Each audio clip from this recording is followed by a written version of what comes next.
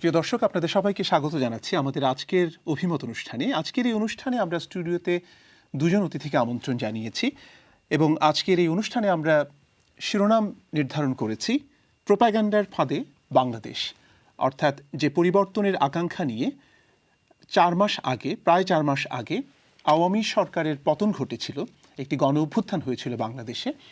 সেই পরিবর্তনের আকাঙ্ক্ষায় যখন একটি নতুন সরকার দায়িত্ব নিয়েছে, অন্তর্বর্তীকালীন সরকার, সেই দায়িত্ব পালনের 4 মাসের মধ্যে আমরা নানা ধরনের বিভাজন দেখতে পাচ্ছি, ঐক্যের ফাটল দেখতে পাচ্ছি এবং এক ধরনের ডিসইনফরমেশন কিংবা মিসইনফরমেশন যেটাই বলি না কেন, সেগুলো দিয়ে এক ধরনের আমি বলবো যে নেতিবাচক অবস্থানে পৌঁছে গেছে আমাদের পাবলিক স্ফিয়ার, সোশ্যাল মিডিয়া এবং এরকম আরও অনেক ক্ষেত্র। তো সেই জায়গাটিতে আমরা যারা প্রবাসে বসে বাংলাদেশি নিয়ে ভাবি, আমাদের মধ্যে এক ধরনের উদ্বিগ্নতা আমি লক্ষ্য করছি এবং সেই সূত্র ধরেই আজকের আলোচনাটা আমরা শুরু করতে চাই। শুরুতেই আজকের অনুষ্ঠানে আমাদের যে অতিথি দুজন স্টুডিওতে উপস্থিত হয়েছেন তাদের সঙ্গে পরিচয় করিয়ে দিতে চাই। আমার হাতের বাঁয়ে রয়েছেন যারা Tasnim Khalil, editor in chief, Netra news, এবং আমাদের সঙ্গে আরও যুক্ত হয়েছেন আমার হাতের ডানে জনাব Masud Hasan Khan, former BBC journalist. এবং আজকের এই অনুষ্ঠান আসলে আমি শুরু করতে চাই তাসনিম খলিল আপনাকে দিয়ে, যেটি বলছিলাম আমি আমার ইন্ট্রোতে, যে এক ধরনের তো পরিবর্তনের আকাঙ্ক্ষা আমাদের মধ্যে রয়েছে, কিন্তু আমরা এটা অন্তত ধারণা করতে পারি যে বাংলাদেশের যে মাঠের বাস্তবতা, সেটির সঙ্গে যে সোশ্যাল মিডিয়ার বাস্তবতা, সেটার একটা ব্যবধান রয়েছে। আপনি সম্প্রতি বাংলাদেশে গিয়েছিলেন, এই ব্যবধানটাকে আপনি কিভাবে দেখেন? ধন্যবাদ। এই ব্যবধানটাকে আমি দেখি, মানে আমরা যখন সোশ্যাল মিডিয়ায়, বিশেষত ফেসবুকে বাংলাদেশকে দেখছি, আমরা খুব ছোট একটা দৃশ্য দেখছি। মানে কোনো বড় একটা ঘটনা ঘটেছে, র্যান্ডম, বিচ্ছিন্ন, সেটার সাথে কিন্তু আসলে পুরো বাংলাদেশের বা ইভেন ঢাকা শহরের কোনো মিল নেই। সোশ্যাল মিডিয়াতে দেখে যেভাবে মনে হয় যে না জানি অনেক খারাপ কিছু হয়ে যাচ্ছে, এরকম কিছু আমি অন্তত ফিল করিনি। আমি যতদিন ঢাকাতে ছিলাম, প্রায় 1 মাসের মতো ছিলাম আমি, এবং মানুষের সাথে আমার কথাও হয়েছে, তাদের সাথে আমার মত বিনিময় হয়েছে বিভিন্ন জিনিস নিয়ে। মূলত এটাই জানতে চেয়েছি যে ওনারা কেমন ফিল করছেন। এবং আমার কাছে যেটা মনে হলো যে বাংলাদেশের সাধারণ মানুষ আসলে অনেক অনেক বেশি আশাবাদী, যেটা ফেসবুকে আমরা আসলে বুঝতে পারি না। এই জায়গাটিতে একটু আমি বোঝার চেষ্টা করছি যে যখন জুলাই গণঅভ্যুত্থানটা হলো এবং মানুষ যখন পরিবর্তনের একটা আকাঙ্ক্ষা থেকে বিগত সরকারের পতন ঘটিয়েছে, তখন তো ফেসবুক বা সোশ্যাল মিডিয়ার যে বাস্তবতা এবং যে গ্রাউন্ড রিয়েলিটি বাংলাদেশে, সেটা তো একটা সুতোয় গাঁথা ছিল। কিন্তু এখন আপনি বলছেন যে না, সেটার সঙ্গে এক ধরনের পার্থক্য আপনি দেখতে পাচ্ছেন, অর্থাৎ ফেসবুকে যে ধরনের বা সোশ্যাল মিডিয়াতে যে ধরনের আলোচনা, যে ধরনের বিভাজন, সেটি হয়তো ওই জায়গাটাতে নেই, এক ধরনের পজিটিভিটি আছে। সেটা কেন হলো? না, এটা তো যে কোনো জায়গাতেই এটা হয়। মানে একটা তো হলো গিয়ে যে যখন ফেসবুক বা সোশ্যাল মিডিয়া অনেক সময় প্রোঅ্যাক্টিভ একটা রোল প্লে করে, যে একটা আন্দোলন হচ্ছে বা একটা সংগ্রাম হচ্ছে, এই জায়গায় এই ঘটনাটা ঘটেছে, তো তখন সেটা মানুষ রিয়েক্ট করছে, ঠিক আছে। কিন্তু এর বাইরে কিন্তু আরেকটা জিনিস আছে, যে আমি সব কিছু যদি ঠিকঠাক মতো চলে, আমি আসলে ফেসবুকে লিখবো কি বা আমি আসলে ইউটিউবে বলবো কি? ইটস ভেরি বানাল, না? মানে খুবই, in a way is very boring. So Facebook বা ইউটিউব তো আসলে মিডিয়ামস অফ এন্টারটেনমেন্ট। এগুলো তো আসলে ট্রেডিশনাল যে মিডিয়া, যেটা খুবই রোয়েশ হয়ে, মাসুদ ভাই তো বিবিসিতে ছিল, তো ওনারা তো খুবই, প্রতিটা নিউজ কিন্তু খুবই একটা নির্মোহভাবে বিশ্লেষণ করা বা উপস্থাপন করার একটা ব্যাপার থাকে। ফেসবুক বা ইউটিউবে তো সেটা না। ফেসবুক বা ইউটিউবে একেবারে ক্ষুদ্রাতি ক্ষুদ্র জিনিসকে আপনি তিলকে তাল বানানোটাই হলো অ্যালগরিদমের কি বলে এটা, লক্ষ্য।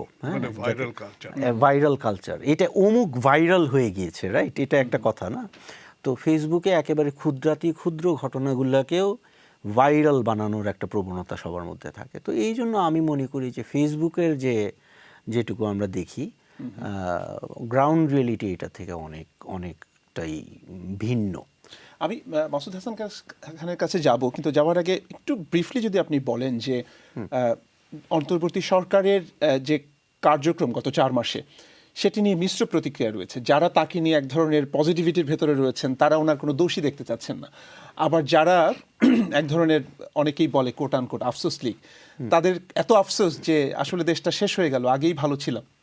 আপনার কাছে কি মনে হয় যে এটার মাঝামাঝি কোনো একটা জায়গা থেকে কি আপনি দেখেন বিষয়গুলোকে?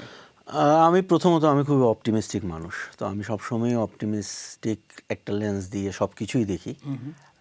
আমার কাছে যেটা মনে হয়, প্রথমত আমি পজিটিভ যেটা দেখি, যে বাংলাদেশের মতো একটা দেশে এইরকম একটা আপরাইজিং হলো এবং দেশের চিফ এক্সিকিউটিভ বা প্রধানমন্ত্রী এক কাপড়ে পালিয়ে গেলেন পার্শ্ববর্তী দেশে। এরকম ঘটনা যখন অন্যত্র ঘটেছে, ফর এক্সাম্পল যখন সোমালিয়াতে হয়েছে, এক রাতের মধ্যে সিয়াদবারে যখন পালিয়ে গেলেন, তখন রাতারাতি স্টেট কলাপস হয়।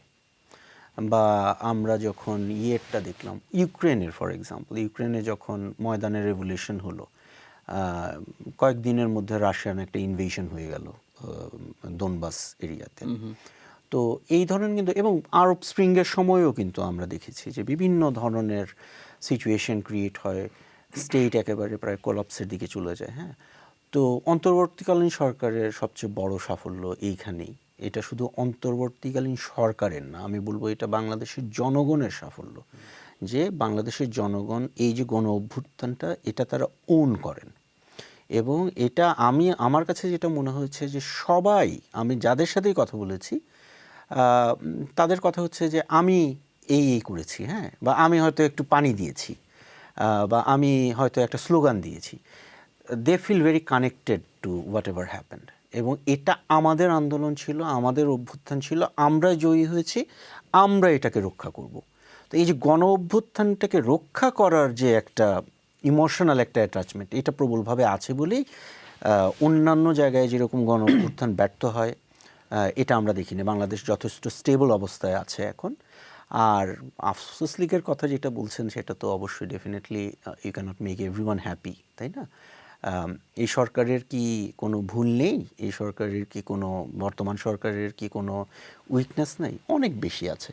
কিন্তু আমি মনে করি যে মানে যে পরিস্থিতির মধ্য দিয়ে আমরা গিয়েছি, এটা আরও অনেক অনেক অনেক বেশি খারাপ হতে পারত, যেটা অন্যান্য জায়গায় আমরা দেখেছি, যেটা বাংলাদেশে হয়নি। নিশ্চয়ই আসবো আপনার কাছে তাসনিম খলিল আবারও। মাসুদ হাসান খান, আপনার কাছে আমার প্রথমে যেটা জানার, সেটা হচ্ছে যে আমরা গত বেশ কয়েক সপ্তাহ ধরে ভারত বিরোধী একটি ক্যাম্পেইন লক্ষ্য করছি বাংলাদেশে, এবং এই ক্যাম্পেইনটি যে হঠাৎ করে হয়েছে বিষয়টা তা না। আমার অন্তত এটি মনে আছে যে একটা দীর্ঘ সময় আওয়ামী লীগের, বিশেষ করে গত 15 বছর ধরে তাদের যে পররাষ্ট্রনীতি, ভারতকেন্দ্রিক যে নীতি, সেটি নিয়ে একটা বিরাট জনগোষ্ঠীর ভেতরে একটা অসন্তোষ কিন্তু ছিল। কিন্তু তারপরেও আমাদের এই যে সংস্কারের কথা বলছি, পজিটিভিটির কথা বলছি, আকাঙ্ক্ষার কথা বলছি, সেখানে ভারত বিরোধিতাটা এভাবে সামনে আসাটাকে আপনি কি স্বাভাবিক মনে করছেন, নাকি এটা এক ধরনের এজেন্ডা সেটিং, বা গণমাধ্যমের ভাষায় আমরা কখনো কখনো বলি যে স্পিন ডক্টরিংয়ের যে বিষয়গুলো থাকে, যে রাষ্ট্রের সামনে অনেক বড় বড় সমস্যাকে আড়াল করার জন্য কিছু সমস্যাকে সামনে নিয়ে আসা হয়, এরকম কিছু কি আপনার মনে হয়েছে কিনা? এটা ঠিক মানে পরিকল্পিতভাবে করা হচ্ছে বলে এটা আমি বিশ্বাস করি না। আমি মনে করি যে এটা একটা রিয়াকশন। আপনি বলছিলেন যে ভারত বিরোধিতা বাংলাদেশে চলছিল, এটা কিন্তু মানে এই 5ই জুলাইয়ের অভ্যুত্থানের মধ্যে দিয়ে তৈরি হয়নি, তার আগে থেকে ছিল। ভারতীয় পণ্য বর্জনের ব্যাপারে বিরাট একটা আন্দোলন চলছিল ভেতরে ভেতরে, এবং এটা নিয়ে ইন্ডিয়ান গভর্নমেন্ট তারা খুব কনসার্নড ছিল। তারা বিভিন্ন জায়গায় বলেছে যে এই ধরনের ভারত বিরোধিতা কেন। এখন হচ্ছে কি যে মানে এই যে গণ অভ্যুত্থানের মধ্যে দিয়ে যে পরিবর্তনটা এসছে, সেই পরিবর্তনটা বাংলাদেশে একভাবে উপলব্ধ করা হচ্ছে, বাংলাদেশের বাইরে আরেকভাবে উপলব্ধ করা হচ্ছে। আর আপনি এখন একটা কানেক্টেড ওয়ার্ল্ডে বাস করেন। ইন্ডিয়াতে একটা কন্টেন্ট যখন তৈরি হয় এবং যারা কন্টেন্টটা কনজিউম করেন বাংলাদেশে বসে, তারা দেখেন যে এখানে প্রবল বাংলাদেশ বিরোধিতা আছে, এবং সেটা রিয়াকশনে কিন্তু ভারত বিরোধিতা তৈরি হয়ে যাচ্ছে। হ্যাঁ, আপনি আমাকে ধাক্কা দিচ্ছেন, আমি আপনাকে ধাক্কা দিচ্ছি, এরকম একটা ব্যাপার আছে। সো আমি এটাকে ঠিক মানে এটাকে বলবো না যে কোনো সরকার পরিকল্পিতভাবে বা কোনো গোষ্ঠী পরিকল্পিতভাবে এটা করছে, তা না। এটা একটা মানে আমি মনে করি যে একটা একটা স্বতঃস্ফূর্ত একটা রিয়াকশন। মানে কারণ ভারত একটা বড় দেশ, 16 বছর ধরে বাংলাদেশের ভেতরে সর্বপর্যায়ে মানে ইন্ডিয়ান যে ভিজিবিলিটি ছিল, প্রতিটা আপনি ঢাকা শহরের রাস্তায় বেরোলেই দেখবেন যে ইন্ডিয়ান প্রোডাক্টসের অ্যাডভার্টাইজমেন্ট ছিল। মানুষ কি এতই বোকা, তারা কি বোঝে না যে দেশটা আস্তে আস্তে কোন দিকে চলে যাচ্ছে? ফলে it is a reaction to what was happening in the past 16 years. So ওই বিষয়টাকে ওইভাবে দেখা যেতে পারে বলে আমি মনে করি আর কি। আরেকটি বিষয় আমরা সম্প্রতি লক্ষ্য করলাম যে ভারতীয় গণমাধ্যম, সবাই নয়, বেশ কয়েকটি গণমাধ্যম, তারা বাংলাদেশ নিয়ে তাদের যে ন্যারেটিভ বা যেভাবে তারা বাংলাদেশকে দেখাচ্ছে, সেটা অনেকেই মনে করেন যে এটা একটা পার্শিয়াল রিপ্রেজেন্টেশন এবং খণ্ডিতভাবে দেখানো হচ্ছে, এবং এই যে টেনশন সেটিকে এক ধরনের উস্কে দিচ্ছে। আবার সেই প্রবণতা বাংলাদেশের মধ্যে অনেকের ভেতরে আমরা দেখতে পাই যে তারাও ভারত বিরোধিতাকে পুঁজি করে এক ধরনের, যেটি তাসনিম বোধহয় কিছুটা ইঙ্গিত করেছেন, যে তাদের টিকে থাকা অনেক কিছু নির্ভর করে, বিশেষ করে সোশ্যাল মিডিয়ার যে স্ফিয়ারটা সেখানে। তো এটা তো আসলে খুব হেলদি কোনো দিকে যাচ্ছে বলে আমার কাছে মনে হচ্ছে না। মানে এটার তাহলে সমাধানটা কি বা কোন দিকে? আমি মনে করি এটা একটা মানে সাময়িক সমস্যা আর কি। কারণ এই মুহূর্তে বাংলাদেশ একটা বড় ধরনের পরিবর্তনের মধ্যে দিয়ে যাচ্ছে। আপনি এটাকে দ্বিতীয় স্বাধীনতা বলছেন, কিন্তু সেই দ্বিতীয় স্বাধীনতাটাকে মানে অর্জন আপনি করেছেন, কিন্তু সেটাকে মানে বাস্তবায়ন করতে গেলে আপনার একটু সময় লাগবে। এবং আমরা যেহেতু একটি খুবই অস্থির জাতি, আমরা চাই কালকেই সব কিছু ঠিক হয়ে যাবে। ফলে ওই অস্থিরতার সঙ্গে আকাঙ্ক্ষা মেলানো যাচ্ছে না। ফলে আমার কাছে মনে হয় যে এইসব নানা জায়গা থেকে নানা ধরনের করা আর কি, মানে কাজ করা, উস্কানি দেওয়া, দেওয়া, এটা সব ওইখান থেকেই আসছে আমার মনে হয়। হ্যাঁ, কারণ ধরুন যারা ক্ষমতা ছেড়েছেন তারা তো আর নিঃশেষ হয়ে যান নাই, তারা দেশের মধ্যেই আছেন, তারা দেখছেন কি হচ্ছে। তারা মনে করছেন যে এটা একটা মানে ইউনিস গভর্নমেন্টকে যদি একটু পুশ করা যায় তাহলে এটা তাদের দলের জন্য, তাদের জন্য ভালো হবে। ফলে এই পুশ মানে বাটন চেপাটে চলছে আর কি। রাইট। আরেকটি বিষয় একটু আপনার কাছে জানতে চাইবো যে এই যে আওয়ামী লীগের যে রেজিম, সেই রেজিম নিয়ে আমরা দেখছি যে পত্রপত্রিকায়, গণমাধ্যমে এখন অনেক সংবাদ আসছে এবং তাদের দুর্নীতি থেকে শুরু করে অনেক এক্সক্লুসিভ এখন আসছে। কিন্তু 15 বছরে কিন্তু আমরা আমি যেটি নাম দিয়েছি সবুজ সংকেত সাংবাদিকতা, যে সবুজ সংকেত না পেলে কোনো ক্ষমতাসীন দলের গুরুত্বপূর্ণ কারোর বিরুদ্ধে কোনো নিউজ হতো না। তো এটা তো আসলে সাংবাদিকতার ক্ষেত্রে আমি বলবো না যে খুব ভালো সাইন। মানে আপনি তো ক্ষমতাকে প্রশ্নবিদ্ধ করবেন বা ক্ষমতা কাঠামোর ভেতরে থেকেই আপনি একটা স্কুপ বের করবেন, সেটাই তো প্রত্যাশিত ছিল, কিন্তু সেটি তো হচ্ছে না। তো তাহলে আলটিমেটলি যে কাজটি তাসনিম খলিলকে সুইডেনে বসে করতে হয় বা বিদেশে বসে অনেকেই অনেক কিছু করছেন, সেটা বাংলাদেশের সাংবাদিকরা করতে পারছেন না। এটা কি একটা ক্রাইসিস কিনা সাংবাদিকতার ক্ষেত্রে? খুবই বড় ক্রাইসিস। এবং আমি ব্যক্তিগতভাবে মনে করি যে আমরা যারা সাংবাদিক এখনও সাংবাদিকতা চর্চা করতে চাই নিজেদের মানে নিয়ম কানুনের মধ্যে থেকে, আমাদের জন্য এটা ভীষণ একটা বড় ক্রাইসিস। কারণ আপনি দেখবেন যে 16 বছরে যা হয়েছে শুরুটা তার আগের থেকেই ছিল। হ্যাঁ, আপনি মিডিয়াতে আছেন এবং আপনার যত সব আদর্শ, মিডিয়া সংক্রান্ত যেসব আদর্শ, সব আপনি জলাঞ্জলি দিয়েছেন গত 16 বছরে। আপনি নানা ধরনের বায়াস, আপনার আমি বলবো 3টা মেজর বায়াস আমাদের ভিতরে কাজ করেছে। একটা হচ্ছে ইডিওলজিক্যাল বায়াস, অর্থাৎ আপনি বিএনপির সাংবাদিক, আমি আওয়ামী লীগের সাংবাদিক, উনি জামাতের সাংবাদিক। ফলে নিজেকে সাংবাদিক পরিচয় না দিয়ে কোনো একটা দলের একটা কিংবা রাজনৈতিক মতবাদের সাংবাদিক হিসেবে আমরা নিজেকে আইডেন্টিফাই করে ফেলেছি, নাম্বার 1। নাম্বার 2 হচ্ছে কর্পোরেট বায়াস। সংবাদ মাধ্যমগুলোর মালিক হচ্ছে বড় বড় ব্যবসা প্রতিষ্ঠান, তারা তাদের স্বার্থে তাদের সংবাদ মাধ্যমকে ব্যবহার করেছেন। এন্টারটেনমেন্ট সেক্টরে তারা যা ইচ্ছে তাই করতে পারেন, কিন্তু তারা যখন নিউজে হাত দিয়েছেন তখন সেই নিউজটাকে তারা ব্যবহার করেছেন তাদের ব্যবসায়িক স্বার্থের জন্য। আরেকটা হচ্ছে কনফার্মেশন মানে ক্যান্সেলেশন বায়াস। মানে আমি যেটা মনে করি সেটাই আমি শুধু জানতে চাই, আপনি কি মনে করেন, আমার ওই ব্যাপারে কোনো আগ্রহ নেই। এই এতগুলো বায়াস মিলিয়ে আমি মনে করি যে বাংলাদেশের সাংবাদিকদের, আমি একটু মানে ধৃষ্টতা নিয়েই বলতে চাই যে বাংলাদেশের একটা জেনারেশন জার্নালিস্ট তারা আসলে একেবারে নষ্ট হয়ে গেছে, পচে গেছে। আপনি সাংবাদিকরা মানে অন্যান্য লোকেদের দুর্নীতির বিষয়ে অনেক বড় বড় কথা বলেন, তাদের নিজেদের দুর্নীতির বিষয়ে তারা কেন কথা বলেন না। তাদের ব্যয়ের সঙ্গে তাদের যে আয়, তাদের যে অর্জিত মানে রোজগার, সেই রোজগারের মিল নেই কেন?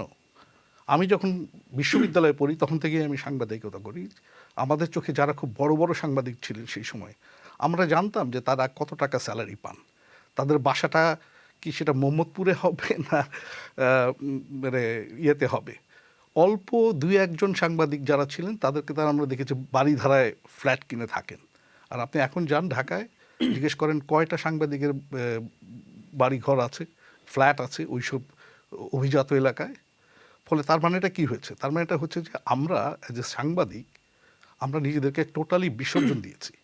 ফলে আমি মনে করি না যে এই জেনারেশনের কাছ থেকে আপনি আর সৎ সাংবাদিকতা পাবেন। সেটা একটা নতুন, আমি একটু মানে I am sounding pessimist, but it looks মানে এটা আমার কাছে একটা বাস্তবতা মনে হচ্ছে যে ওই জেনারেশনের সাংবাদিকদের কাছ থেকে আপনি আর কিছু প্রত্যাশা করতে পারেন না। এটা প্রত্যাশা যদি করতে হয় তাহলে নতুন জেনারেশনের সাংবাদিক যারা আসবে তাদের কাছ থেকে পেতে হবে, এবং সেটা আপনাদের জন্য যথেষ্ট ধৈর্য ধরতে হবে। মানে I am talking about another generation. নিশ্চয়ই, ধন্যবাদ। আসবো আপনার কাছে। কয়েকজন দর্শক অপেক্ষা করছেন আমাদের সঙ্গে কথা বলবার জন্য। আমি কয়েকটি কল নিয়ে আবার ফিরে আসবো স্টুডিওতে। হ্যালো, কে আছেন লাইনে? হ্যালো দর্শক, আপনার টেলিভিশনের ভলিউম কমিয়ে আমাদের সঙ্গে কথা বলুন। হ্যালো, আমি দুঃখিত, আমি পরের দর্শকের কাছে চলে যাচ্ছি। হ্যালো, হ্যালো, আসসালামু আলাইকুম। জি ওয়ালাইকুম আসসালাম, শুনতে পাচ্ছি আপনাকে, বলুন। জি ভাই, আমার দুইটা প্রশ্ন আপনার কাছে। একটা হলো যে ফখরুদ্দিন মঈনুদ্দিন যে জায়গায় বর্তমানে আছেন, একদিন কি আসিফ নজরুল এবং ইউনূস সাহেব কি সেম জায়গায় চলে যাবেন? আচ্ছা, দ্বিতীয় প্রশ্ন। দ্বিতীয় প্রশ্নটা হলো, বর্তমানে যে যদি একজন মানুষ লেখাপড়া জানে না, তার হাতে বুক দিয়ে আপনি বলেন আপনাকে আরো সময় দিলাম, আপনি পড়েন, আপনি কি উনাকে অশিক্ষিত মানুষকে পড়াইতে পারবেন? এই দুইটা প্রশ্নই আমার আপনার। আমি আসলে দ্বিতীয় প্রশ্নটা বুঝতে পারিনি, আমি জানি না। দ্বিতীয় আমার প্রশ্নটা হলো যে এই সরকারটা জেনে আমি করিয়া বলি আপনাকে, যে মানুষ বলতেছে সময় দাও। গতকালকে আমি একটা প্রোগ্রাম দেখছি, 100 জন মানুষ স্ট্রিটে একজন জার্নালিস্টের প্রশ্ন করতেছে যে ওনারা 100 জনই বলছে হাসিনাই ভালো ছিল বর্তমান সরকার থেকে। মানুষ এত অতিষ্ঠ হয়ে গেছে, ব্যাংকের অবস্থা, দেশের অবস্থা, কিন্তু রাজনৈতিক যারা দলগুলা, বড় দলগুলা, কেউই এই জনগণের কথা বলে না, যাতে কিভাবে পাওয়ারে যাওয়া যায়, এটাই তারা ব্যস্ত। ধন্যবাদ, কিন্তু দেশের যে প্রশ্নটি পেয়েছি, ধন্যবাদ। আমি পরের দর্শকের কাছে যাচ্ছি। হ্যালো দর্শক, আপনার টেলিভিশনের ভলিউম কমিয়ে আমাদের সঙ্গে কথা বলুন। আপনি টেলিভিশনের ভলিউম যদি মিউট না করেন তাহলে প্রতিধ্বনি হবে, একো হবে, আপনি আমার কথা শুনতে পারবেন না, আমি আপনার কথা শুনতে পাবো না। হ্যালো, আসসালামু আলাইকুম। জি ওয়ালাইকুম আসসালাম, শুনতে পাচ্ছি, বলুন। ভালো আছেন বুলবুল ভাই? জি আমি ভালো আছি, বলুন। আমি একটু কন্ট্রিবিউশন করতে চাচ্ছি। নিশ্চয়ই। আমি বলতে চাচ্ছি এটাই, এখন বাংলাদেশের জনগণের মধ্যে পলিটিক্যাল পার্টিগুলো ছাড়া কোনো বিকল্প, কারণ আপনি বলা হচ্ছে বাংলাদেশ সাম্প্রদায়িকতায় বাংলাদেশ হিন্দুরা নির্যাতিত। ব্রিটিশ পার্লামেন্টে আমি দেখছি এখন যে Bangladesh has become communally victimized এবং মাইনরিটি পিপলস আর মোস্ট অপ্রেসড। ইন্ডিয়ান পার্লামেন্টে ইসকনে প্রকাশ্য দিবালোকে কুপিয়ে হত্যা করলো একজন আইনজীবীকে, তার পরিবারের সুখের মাধ্যম চলতেছে। এইটা কথা একবার বলতেছে না ইন্ডিয়ার এই বায়াসড প্রেজুডিসড এই শয়তান মিডিয়াগুলো একটা বারো বলতেছে না, বারবার বলতেছে যে হিন্দুরা নির্যাতিত হচ্ছে বাংলাদেশে। ধন্যবাদ। আপনার মন্তব্য বা আপনার পর্যবেক্ষণ আপনি আমাদের সঙ্গে শেয়ার করেছেন, আমরা বুঝতে পেরেছি আপনি কি বলতে চাইছেন। আমি পরের দর্শকের কাছে যাচ্ছি। হ্যালো হ্যালো, আমি একটা জিনিস অবজার্ভ করছি, জি যে ইন্ডিয়ান মিডিয়া যে এত মিথ্যা কথা বলছে, সত্যিটাকে প্রেজেন্ট করতে পারে, অ্যাটলিস্ট 50% যদি সত্যি ঘটনা উল্লেখ করে। তা আমাদের মিডিয়াগুলো কি করছে? আমাদের মিডিয়াগুলো অ্যাটলিস্ট সত্যি ঘটনাগুলো ভালো করে দেখাতে পারে, এবং আমাদের এমবাসিগুলাও বিভিন্ন জায়গায় কিছু কাজ করতে পারে এই ব্যাপারে। আমরা এই ব্যাপারে কিছু খুব একটা পজিটিভ সাইন দেখছি না এই দিকে। রাইট, কেউ যদি ওয়াচ করে থাকেন, প্লিজ আপনারা কিছু করবেন। ধন্যবাদ। আমি পরের দর্শকের কাছে যাচ্ছি। হ্যালো দর্শক, কে আছেন লাইনে? হ্যালো হ্যালো, জি শুনতে পাচ্ছি, আমার বলুন। নাম মোহাইমেন। জি, আমি একটু স্টুডিওতে কথা বলছি। আপনি স্টুডিওতে কথা বলছেন, বলুন। আচ্ছা বুলবুল ভাই, জি শুনতে পাচ্ছি। আচ্ছা আচ্ছা, বাট আমি যেটা দেখতেছি অ্যাকচুয়ালি মনে হয় পুরানোটা দেখতেছি এনিওয়ে, মানে মিলতেছে না আমার সাথে। এনিওয়ে আমার কোশ্চেন ছিল একটা যে অ্যাকচুয়ালি হাউ ইজ পসিবল, দেখেন এই যে বাংলাদেশে যে এখন যে কিছু লোকজন মনে করেন আমাদের পলিটিক্যাল লিডাররা যারাই ছাড়া পাচ্ছেন আর কি উইদাউট মানে কোনো একটা ছাড়া, কন্ডিশন ছাড়া, ছাড়া স্ট্রেট ওয়ে ছাড়া পাচ্ছে, দ্যাটস ফাইন। বাট এটা কি প্রমাণ করে না যে এখনো তাহলে আমাদের কোনো ট্রান্সপারেন্সি নাই বিচার বিভাগে? কারণ বিচার বিভাগ এখনো কি তারা কি মানে পাবলিকের আন্ডারে controlled? That's all my question ওয়াজ। ধন্যবাদ। একটা জনপ্রত্যাশার চাপে পড়ে বিচার ব্যবস্থা প্রভাবিত হচ্ছে কিনা বা সেই অনুযায়ী রায় দিচ্ছে কিনা, এটা আপনার প্রশ্ন। আমি অবশ্যই প্যানেলিস্টদের কাছে এই বিষয়ে আসবো। আমি পরের দর্শকের কাছে চলে যাচ্ছি। হ্যালো হ্যালো হ্যালো, জি, শুনতে পাচ্ছি, বলুন। মূল ভাই নাকি? জি বলুন। আসসালামু আলাইকুম। জি, ওয়ালাইকুম আসসালাম। আচ্ছা, আমি শুধু একটা কথা বলবো, এই সিলেটি ভাষায় আপনি বুঝেননি যে বাটি চালান, বুঝেননি বাটি চালান। হুম। একটা আমি আপনাকে উদাহরণ দিতেছি, বর্তমানে বাংলাদেশ বাটি চালান চলতেছে, এই বাটিটা কোথায় গিয়ে পৌঁছিবে একমাত্র আল্লাহ জানে। এই যে অবস্থা বাংলাদেশ চলতেছে না, শুধু একটা বাটি চালান না দিতেছে কারা, আপনি অবশ্যই এটা বুঝবেন, কিন্তু বাটিকা পৌঁছিবে কোথায় এটা এখন তো আল্লাহ ছাড়া কেউ বুঝতে পারবে না। এই আমি একটা মন্তব্য রাখলাম আর কি, এটা আর কিছু না। ধন্যবাদ। আমি সাহিত্যের ছাত্র, মেটাফোর বুঝি, কিন্তু আপনার এই মেটাফোরটি খুব ভালো যে বুঝতে পেরেছি এটা দাবি করব না। আমি জানি না প্যানেল মেম্বারদের এই বিষয়ে কোনো কিছু বলবার আছে কিনা। আমার অসংখ্য দর্শক অপেক্ষা করছেন, আমি সবগুলো কল নিতে পারবো না। আমি দুটো কল নিয়ে আবার স্টুডিওতে ফিরবো, বিজ্ঞাপন বিরতির পরে হয়তো আরও কিছু কল নিতে চেষ্টা করব। দর্শক কে আছেন লাইনে? হ্যালো দর্শক, বলুন। জি জি, শুনতে পাচ্ছি, বলুন। আসসালামু আলাইকুম। ওয়ালাইকুম আসসালাম। আসেননি কেন? আচ্ছা, আমার আপনি স্টুডিওতে কথা বলছেন? জি। হ্যাঁ, বুলবুল ভাই, সালাম আলাইকুম। আমার লোকে আপনার সাথে যারা দুইজন আছেন তারা আমার সালাম দিবা। হ্যালো জি বলুন, শুনতে পাচ্ছি, আপনাকে শুনতে পাচ্ছি, বলুন। হ্যালো, আমি পরের দর্শকের কাছে যাচ্ছি। হ্যালো হ্যালো দর্শক কে আছেন লাইনে? আসসালামু আলাইকুম। ওয়ালাইকুম আসসালাম। ভাই, আপনারা তিনজন আছেন, তিনজনের আসসালামু আলাইকুম। দর্শক, আপনার কথা আমি ঠিক ভালো করে শুনতে পাচ্ছি না। আমার মনে হয় যে আপনি ফোনের কাছে এসে যদি কথা বলেন আপনার বেটার শুনতে পাবো। আচ্ছা, এখন শুনলাম। হ্যাঁ, এখন ক্লিয়ার, বলুন। আচ্ছা, আসসালামু আলাইকুম তিনজন। আমি একটা প্রশ্ন করতাম, শুনে ওই যে অনুষ্ঠানটা সুন্দর অনুষ্ঠান হবে, এগুতে কি কোনো ধরনের অ্যাকশন হয়নি? আমি দেখিয়ে যাই, কোনোদিন ফোন করছি না, আমিও করি আর দেখি, আমার ভালো লাগে। এইটা দিয়ে যে আপনারা প্রশ্ন করিয়ে কোনো একটা অ্যাকশন হয়নি বা কিছু, হালি দেখতেও আসি আর অন্যরে হালি নিন্দা করেন। আমরা সবু বাঙালি, সবেও আমরা দেশের বালা চাই। আমি কথা জানতাম চাই এই আর কিটা হয় ওটা। ধন্যবাদ। ধন্যবাদ। আমি পরের দর্শকের কাছে যাচ্ছি এবং তারপরে প্যানেল মেম্বারদের কাছে ফিরে আসবো। হ্যালো হ্যালো জি। হ্যাঁ, আচ্ছা, আপনি ভালো প্রোগ্রাম করেছেন, থ্যাংক ইউ। আপনার প্যানেলকে সালাম, আপনার সবাইকে সালাম। আচ্ছা, আমার প্রশ্নটা হলো, শেখ হাসিনা পালিয়ে গেছে, এখন যারা দেশে আছে দেশটাকে একটা শৃঙ্খল ভাবে নেওয়া দরকার, সব মিলে দেশের ভালো চিন্তা করা দরকার।